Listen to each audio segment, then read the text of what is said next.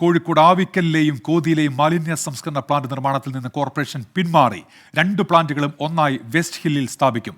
പദ്ധതിക്കെതിരെ രണ്ടിടത്തും ജനകീയ പ്രതിഷേധം ശക്തമായിരുന്നു.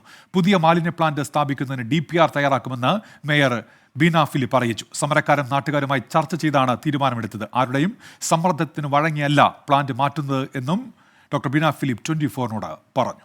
ഒരർത്ഥത്തിൽ ആർക്കും വേദനയില്ലാത്ത രീതിയിൽ നമുക്കിത് അങ്ങോട്ട് കൊണ്ടുപോകാൻ കഴിഞ്ഞു എന്നുള്ളത് നല്ല കാര്യമായിട്ടാണ് കോർപ്പറേഷൻ കാണുന്നത്. അതൊരു വാശിയുടെയോ അല്ലെങ്കിൽ സമ്മർദ്ദത്തിൻ്റെയോ ഒന്നും പ്രശ്നമല്ല. ശരിക്ക് എന്തായിരുന്നു വാശി? വേറെ സ്ഥലം ഇല്ലാത്തതുകൊണ്ട് പലപ്പോഴും നമ്മൾ പറഞ്ഞിട്ടുണ്ട്, വേറെ സ്ഥലം കാണിച്ചുകൊണ്ടാണ് അവർ പറഞ്ഞ സ്ഥലങ്ങളൊക്കെ നമ്മൾ അന്വേഷിച്ചിട്ടുണ്ട്.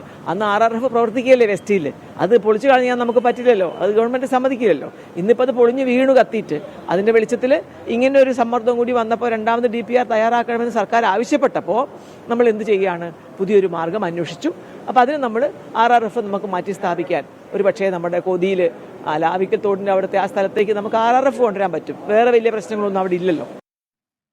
മിഥില ബാലനോട് വിശദാംശങ്ങളുമായി ഇപ്പോൾ കോഴിക്കോട്. മിഥില, വലിയ പ്രതിഷേധങ്ങൾ ഉയർന്നത് നമ്മൾ കണ്ടിരുന്നു ഈ സ്ഥലങ്ങളിലൊക്കെ. ഇപ്പോൾ കോർപ്പറേഷൻ അവരുടെ തീരുമാനം മാറ്റുന്നു. വിവരങ്ങൾ എന്തൊക്കെയാണ് മിഥില? ഉന്മേഷ് സൂചിപ്പിച്ചതുപോലെ തന്നെ വലിയ ജനകീയ പ്രതിഷേധം കേരളത്തിൽ അടുത്തിടെ ഇത്തരത്തിൽ ശുചിമുറി സംസ്കരണ മാലിന്യ പ്ലാന്റിനെതിരായ ഉയർന്ന ഇത്തരത്തിൽ വലിയൊരു പ്രതിഷേധം ഉയർന്നിട്ടുണ്ടായിരുന്നില്ല. ഈ 2 പ്ലാന്റിനെതിരെയും, അതായത് കോതിയിലെയും ആവിക്കലിലെയും പ്ലാന്റിനെതിരെയാണ് വലിയ ജനകീയ പ്രതിഷേധം ഉണ്ടായിരുന്നത്. ഈ ജനകീയ പ്രതിഷേധത്തിന് കാരണം എന്നത് ഈ 2 പ്ലാന്റുകളും നിർമ്മിക്കുന്നത് ജനവാസ മേഖലയിലാണ്. ഈ ജനവാസ മേഖലയിൽ ഒരു തരത്തിൽ പോലും ഈ പ്ലാന്റ് അനുവദിക്കില്ല എന്ന് പറഞ്ഞായിരുന്നു ഈ 2 ഇടങ്ങളിലെയും ജനങ്ങൾ തെരുവിലിറങ്ങിയത്. അവരുടെ സമരത്തിന്റെ ഒരു വിജയം എന്ന് വേണം തന്നെ പറയാം ഈ കോർപ്പറേഷൻ ഇപ്പോൾ ഈ ഒരു പദ്ധതിയിൽ നിന്നും പിന്മാറുന്ന സമയത്ത് പറയേണ്ടത്.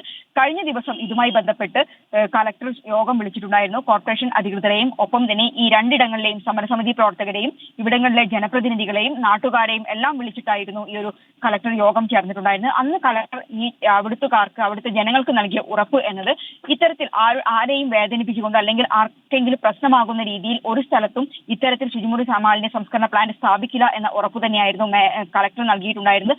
അത്തരം ഒരു തീരുമാനത്തിൽ എടുത്ത, അതായത് എല്ലാവരുമായും കൂടിയാലോചിച്ച് ഈ കോതിയിലെയും ആവിക്കലെയും സമരസമിതി പ്രവർത്തകരുമായും കോഴിക്കോട് കോർപ്പറേഷൻ പ്രതിനിധികളുമായും ആ പ്രദേശങ്ങളിലെ ജനങ്ങളുമായും എല്ലാം തന്നെ കൂടിയാലോചിച്ചാണ് നിലവിൽ ഇത്തരം ഒരു തീരുമാനമെടുത്തിട്ടുള്ളത്.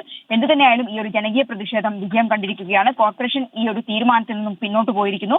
ഈ 2 പ്ലാന്റുകളും ഒരുമിച്ച് വെസ്റ്റ് ഹിൽ. ശരി മിഥില ബാലനാണ് കോഴിക്കോട് നിന്ന് വാർത്തയുടെ വിശദാംശങ്ങൾ നൽകിയത്.